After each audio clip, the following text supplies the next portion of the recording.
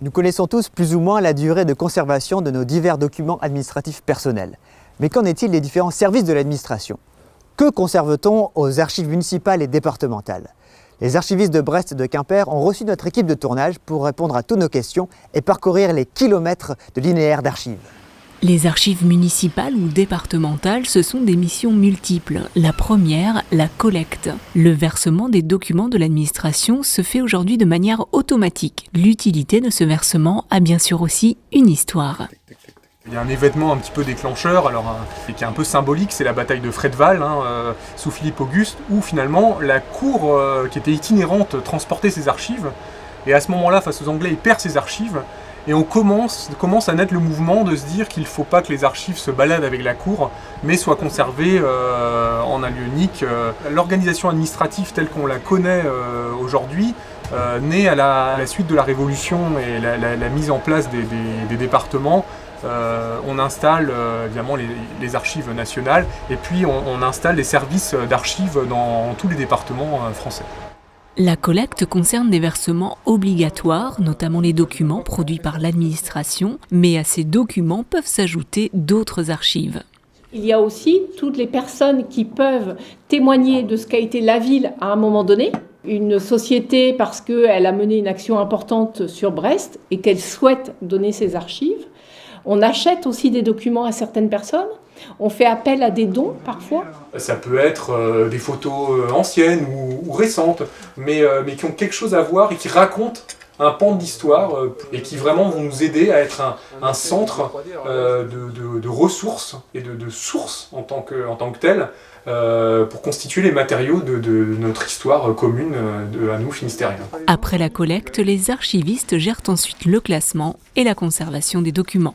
Un archiviste, c'est quelqu'un qui sait bien éliminer. Ici, aux archives de Brest, on a 8,5 km d'archives. Si on conservait tout, on aurait 25 km. Il n'y a aucun intérêt de garder tout ça. Il faut savoir garder les bonnes choses qui peuvent servir de preuve à une personne ou qui peuvent servir pour un droit administratif ou pour construire l'histoire. Les archives les plus anciennes pour nous datent du début du XVIIe siècle pour les archives publiques, fin du XVe siècle pour les archives privées. On conserve les documents dans ce que nous appelons des magasins aux bonnes conditions de température, d'hygrométrie, de luminosité, que nous mettons les documents les plus anciens ou les plus fragiles, les plus abîmés dans ce type de boîte. Elle est totalement opaque, elles sont bien hermétiques et elles sont traitées pour être chimiquement neutres. C'est-à-dire que le papier qui est acide depuis qu'on le fabrique en cellulose de bois depuis la moitié du XIXe siècle ne se voit pas ajouter d'acidité par le carton à son contact. Quand on pense archives, on pense souvent à du papier, mais il existe de nombreux supports différents. Elle n'est pas simplement papier, elle a tous les formats. Elle est papier pour l'essentiel dans ce qu'on conserve actuellement. Dans l'avenir, ce ne sera plus le cas.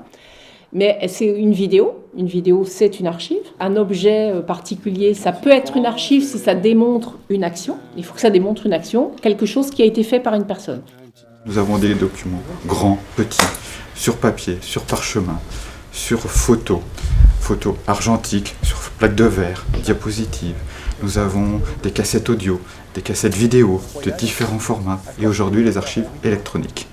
Les archives des documents uniques, concentrés d'histoire et de mémoire sont à consulter sur place dans les salles de lecture ou bien sur Internet pour ce qui a pu être numérisé. Il faut penser qu'un service d'archives, c'est tout sauf un coffre-fort. C'est un coffre-fort à double porte. Il y a une porte qui fait en sorte que ça soit fermé, qu'on ne puisse pas comme ça venir piller le patrimoine. Et puis il y a une deuxième porte qui est ouverte à tous pour vraiment, une fois que les documents sont triés, classés, éventuellement restaurés ou numérisés, ils aillent au maximum, dans le respect des règles de communicabilité, vers l'accès à tous.